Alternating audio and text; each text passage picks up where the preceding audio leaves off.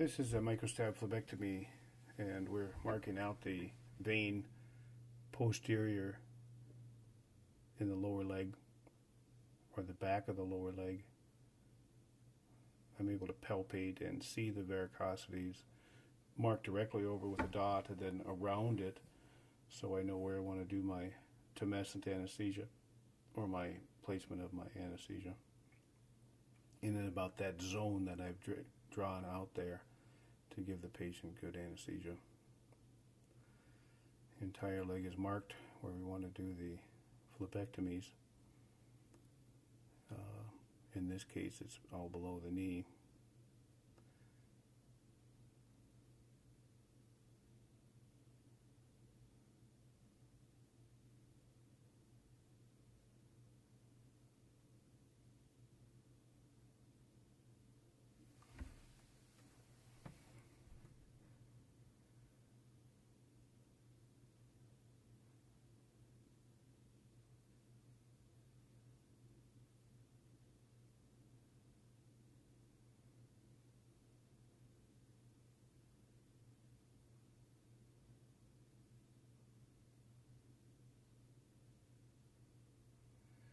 We're marking on the front of her leg here, doing the same technique, marking directly over the veins. This gives me an idea where I want to place my incisions.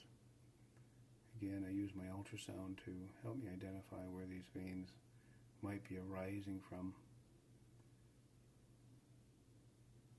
to see if there's a connection to the deep system or the saphenous system.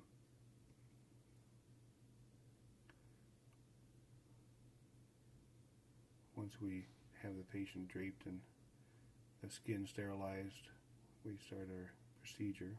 Everybody's gowned and gloved and masked, and we use the 27 gauge needle to do the injection of the tumescent solution. We then use a small punch to incise the skin. I then dilate the skin up a bit after I remove that little core of skin that was made by the punch biopsy instrument. I was then able to bring the vein out with a phleb hook.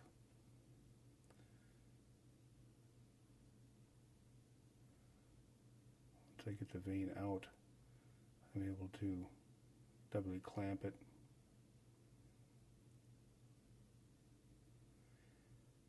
and then divide it with some scissors.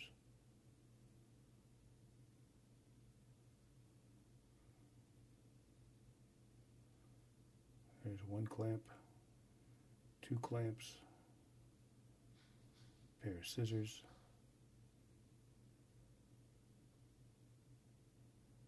and then the avulsion technique of small circular motions to remove the vein.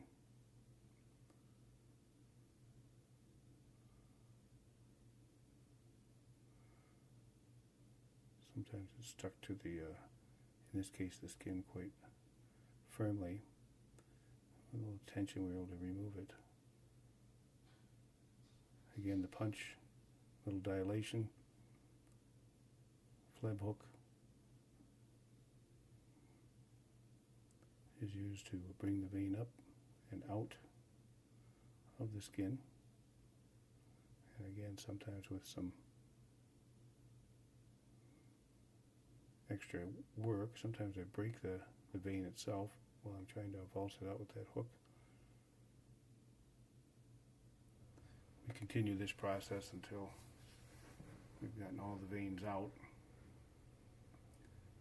Punch biopsy instrument followed by a phleb hook, followed by double clamping.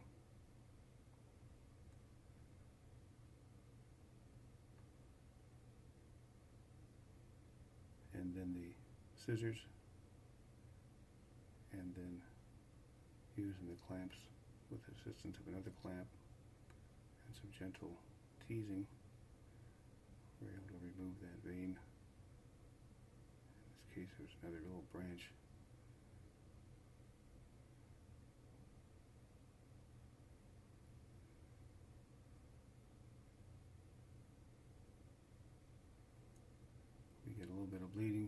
We went ahead and hold pressure while I do another avulsion with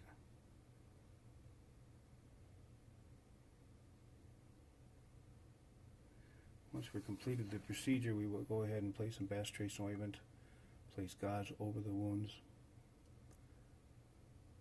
and wrap with a Curlix wrap.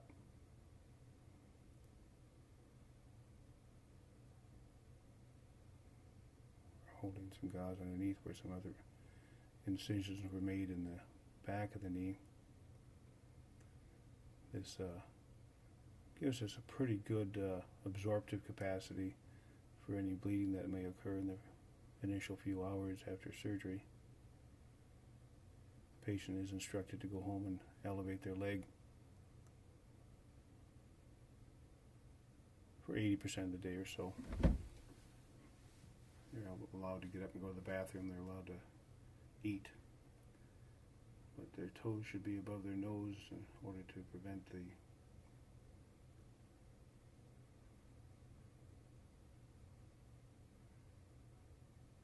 bleeding, especially in that first 24-hour period.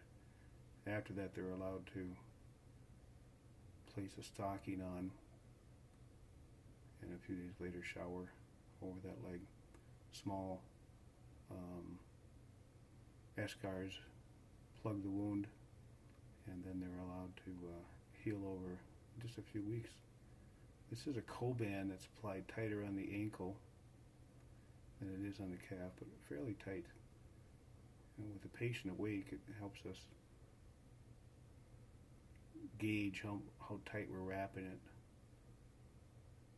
After it's completed the wrapping, we then do keep the leg elevated for about 10-15 minutes, then ambulate the patient to make certain that they don't bleed before they go home.